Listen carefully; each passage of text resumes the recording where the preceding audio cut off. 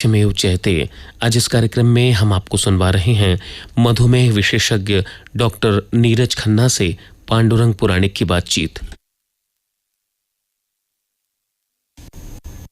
इस कार्यक्रम के प्रायोजक diabetes care school holistic diabetes clinic, Sigra Mahmoorganj road, Varanasi. हमारा मंत्र डायबिटीज अर्थात अपने डॉक्टर आप। यहाँ डायबिटीज के इलाज के साथ जानें और सीखें कौन सा खेल, कितनी कसरत, कौन सा योग, कितना आयुर्वेद, कैसे हो दवा कम, इंसुलिन कैसे टले और कैसे छोटा हो बीमारी परिवार। आपका आहार भी करे चमत्कार। हमारा विश्वास, व्यवहार में बदलाव, इलाज की कुंजी। संपर्क करें diabetes care school holistic diabetes clinic, Sigra Mahmoorganj road, Varanasi. Mobile 7379885588।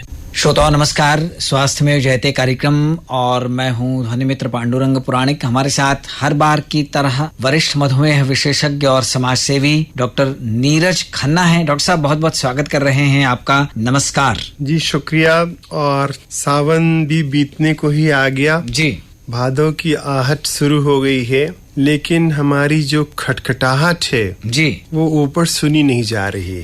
Doctor साहब, निश्चित रूप से जो वृष्टि होनी चाहिए, बारिश की बूंदों से हमारा घर आंगन भीगना चाहिए, हरियाली छानी चाहिए, कहीं न कहीं उसमें कमी है। कहीं ये भी देखने में आ रहा है कि जितनी जरूरत है उससे कई कई गुना ज्यादा बारिश हो जा रही है, बादल फट जा रहे हैं, अचानक से इतनी जल की धारा प्रवाहित हो जा रही है कि सब कुछ तहस नहस हो जा रहा है। लेकिन जहाँ जरूरत है, हमारे बाबा विश्वनाथ की नगरी में भी यहाँ अनावृष्टि जैसा इस समय हो रहा है। तो ये जो एक सूखा पड़ने की बात, वर्षा के मौसम में सूखे का हाल सामने आ रहा है, और वो जैसे लग रहा है ना कि हमारी जो बात है, हमारी जो अंदर की भावना है, वो कहीं न कहीं ईश्वर तक पहुंचने से रुक रही है। उसके क्या कारण है ये तो आप ज्यादा अच्छे से बताएंगे, और ये सारी जो स्थितियां हैं उनसे हम कैसे अपने आप को समायोजित करें, कैसे उनके साथ चलें, क्या कहेंगे आप? बहुत बढ़िया प्रश्न है, और हमारे प्रिय श्रोताओं को ये जानना जरूरी है कि प्रकृति जिसे आप कहते हैं वो केवल बाहर की प्रकृति नहीं। अगर आपका शरीर स्वस्थ है ना तो उसको भी बोलते हैं प्रकृतिस्थ। बिल्कुल। अगर मतलब स्वस्थता का जो पर्याय है वो प्रकृति है ना।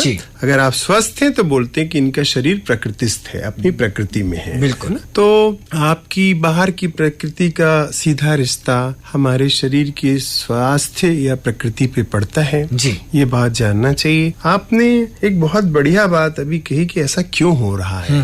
तो हमको ऐसा लगता है कि एक तो हमने ये सोच रखा है कि अगर हम बहुत ज्यादा विकास कर लेंगे पहले जी, पेड़ काट के बढ़िया बढ़िया पुल बना देंगे, फ्लाईओवर बना देंगे, फिर बाद में खूब ढेर सारे पेड़ लगा देंगे, है ना। तो हमें लगता है यह जो सोच है, ये जो अति विकसित देशों की जो सोच है, ये कहीं ना कहीं से सोच में खोट है जी, जी। ये हमारे ऐसी बात तो वो बच्चे वाली बात हो गई कि अभी खूब ज्यादा खेल लेने दीजिए, फिर एग्जामिनेशन के दिन में हम पढ़ लेंगे और पढ़ के परीक्षा दे देंगे जी। हमको कोई भी जो विकास करना है वो पहले और बाद नहीं सोचना होगा।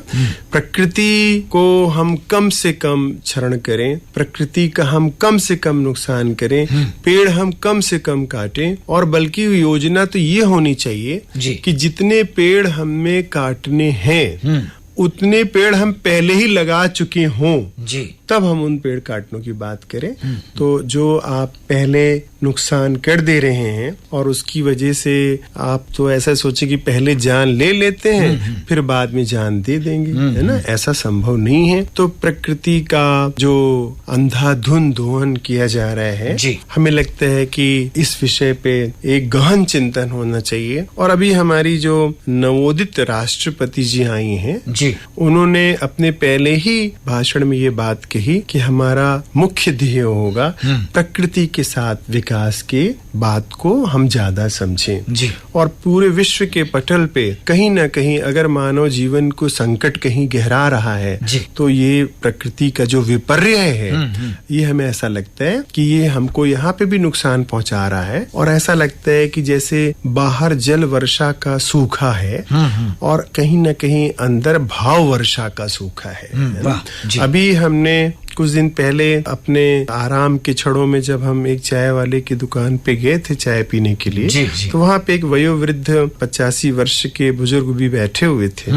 हमने ऐसी चर्चा की कि दादा ये का होत हो, तो उन्होंने मेरा प्रश्न खत्म होने से ही पहले उत्तर दे दिया कि जौन होत तो ठीक होत हो, जौन हिया होत तो हुआ होत हो, है ना? जी। उन्होंने कहा यहाँ हम भावनाओं की कद्र नहीं करते हैं, यहाँ हम रिश्ते की कद्र नहीं करते हैं। जी। तो ऐसा लगता है कि ईश्वर से जो मानव का प्यार का रिश्ता है उसमें दरार आ गई है। जी। इसीलिए नीचे जो हमारे किसान की मिट्टी है उसमें सूखे की दरार आ गई है ना? और नीचे हमको ऐसा लगता है कि मानव के जीवन में भी प्रेम और रिश्ते का जो संबंध है उसमें ये दरार आ गई है। तो सर्वत्र स्नेह की कमी से ये परेशानियां आ रही हैं। हमको प्रकृति के साथ विकास करने की बात सोचनी चाहिए। हम बाहर से जितने भी उपकरण तैयार कर लें, लेकिन सहज जो प्रकृति है उसके बिना ना हमारी मिट्टी अच्छी रहेगी और ना हमारे शरीर की ये देह रूपी मिट्टी अच्छी रहेगी। इस बात का हमको विशेष रूप से विचार करना है, और ये बातें इसलिए भी महत्वपूर्ण है कि इनका साक्षात असर हमारे शरीर पे भी पड़ता है। जी, निश्चित रूप से जो प्रकृति ने हमें दिया है उसके साथ हमको तालमेल बनाकर चलना है, उसको नुकसान नहीं पहुंचाना है और उतना ही हम उसका उपयोग करें जितना आवश्यक है।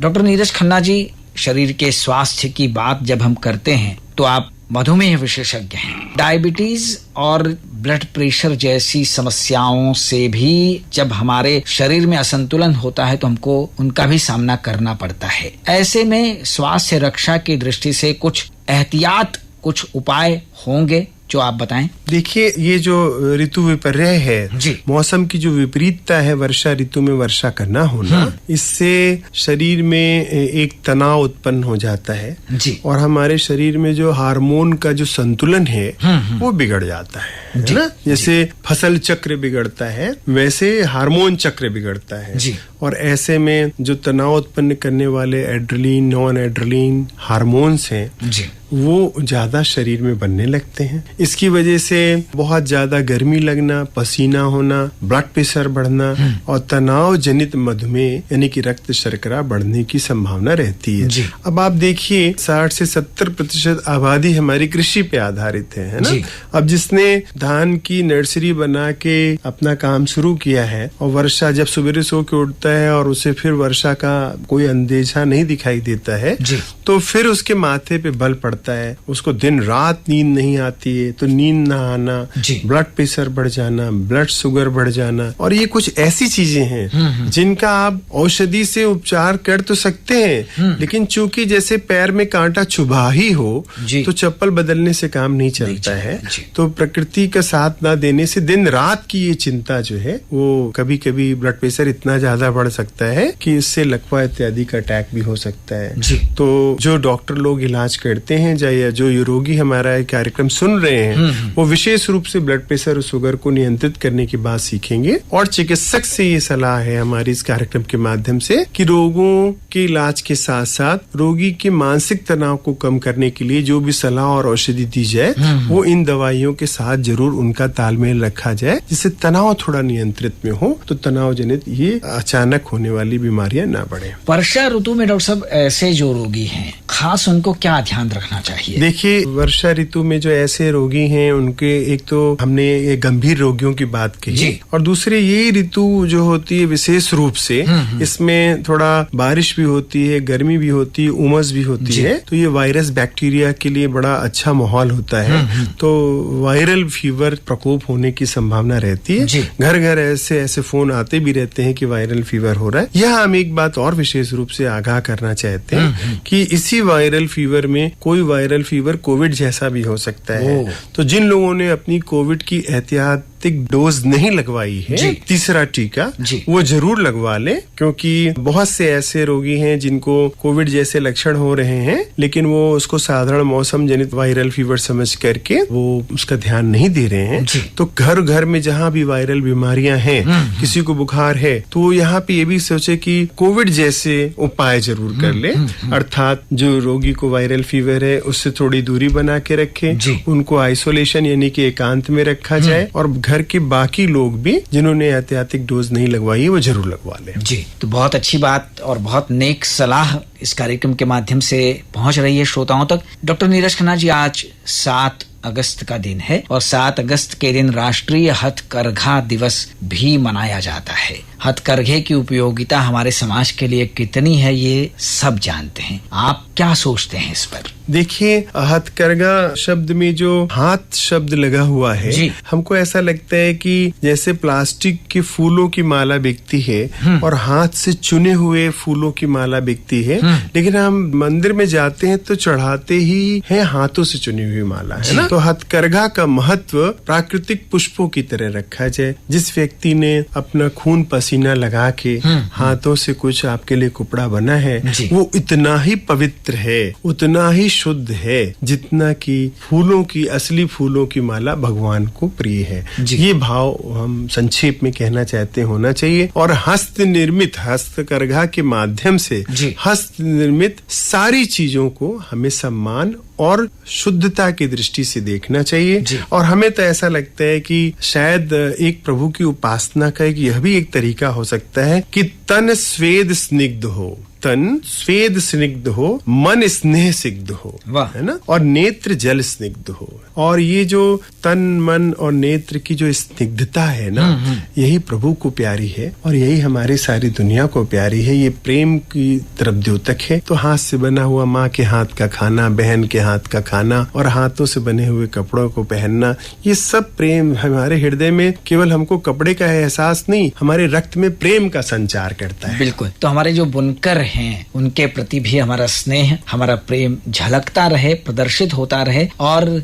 हम उन सब के माध्यम से तरक्की के पथ पर आगे बढ़ते रहें। आजादी का अमृत महोत्सव चल रहा है डॉक्टर साहब, और उसी क्रम में हमारे स्वतंत्रता दिवस से पूर्व रक्षाबंधन का भी एक महापर्व आने वाला है। बहन और भाई के नाते का पवित्रतम द्योतक रक्षाबंधन हमें प्रेम के धागे से बांधता है और जोड़ता है। आपके विचार इस संबंध में क्या हैं? देखिए, रक्षाबंधन तो इतना पवित्र और प्यारा त्योहार है। सबसे पहले हम अपनी एक छोटी सी नाराजगी जाहिर करेंगे कि बहुत से कार्यक्रम में इसको बड़ा दिन और न्यू ईयर की तरह से पेश किया जा रहा है कि प्रचारों में दिखाया जा रहा है कि रक्षाबंधन में कि वो गिफ्ट क्या लेके आता है भाई बहन के लिए। तो ये गिफ्ट का त्योहार नहीं है, ये रक्षाबंधन प्रेम का त्योहार है। ये हमारी भाई की बहन के प्रति जीवन भर रक्षा, सुरक्षा, उसके सम्मान का एक संकल्प का पर्व है। तो इसको गिफ्ट से ना बांधा जाए। दूसरी बात, अगर हम लोग अपने बचपन की देखें तो हम लोगों को 8 आना 4 आना जो मिलता था 3-6 महीने में, अब बहन का ये पर्व आता था तो हम उसको 5 रुपए में बदलने में रुचि लेते थे। मेरे हाथों में कितनी राखियां बंधी रहती थी, वो हमारे ऐसा लगता था कि जैसे हम राजा का मुकुट पहने हो, है ना। वो उन्हीं हाथों से साइकिल चला के जाना, लोगों को दिखाना, और माथे पे जो बढ़िया टीका लगाता रहता था तो ऐसा लगता था कि राज तिलक हुआ है। तो ये जो भाव है, ये जो प्रेम है, ये इस त्योहार की असली नींव है। तो इस प्रेम संबंध के जो बंधन है, जो सम्मान का बंधन है, जो रक्षा का बंधन है, सुरक्षा का बंधन है, ऐसे पर्व को हम पवित्रता से बनाते रहें और भाई बहन का जो प्यार है उसमें सदा स्नेह बना रहे, ऐसी कल्पना करते हैं। क्या बात है। तो हम अपने श्रोताओं को रक्षाबंधन की ढेर सारी शुभकामनाएं देते हैं और अब आप क्या सुनाएंगे हमें और हमारे श्रोताओं को? बहना ने भाई की कलाई पे प्यार बांधा है, बहना ने भाई की कलाई पे प्यार बांधा है, प्यार के 2 तार से संसार बांधा है, रेशम की डोरी से, रेशम की डोरी से, रेशम की डोरी से संसार बांधा है, बहना ने भाई की कलाई पे प्यार बांधा है, प्यार के 2 तार से संसार बांधा है, रेशम की डोरी से, रेशम की डोरी से, रेशम की डोरी से संसार बांधा है।